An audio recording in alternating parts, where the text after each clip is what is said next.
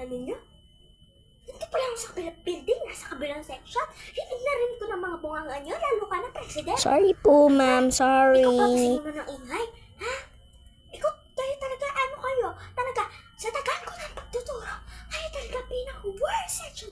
Worst section! Kayo talaga pinaka-worst section. Ay, nandiyan si Sir. Ano sasabihin kay Sir?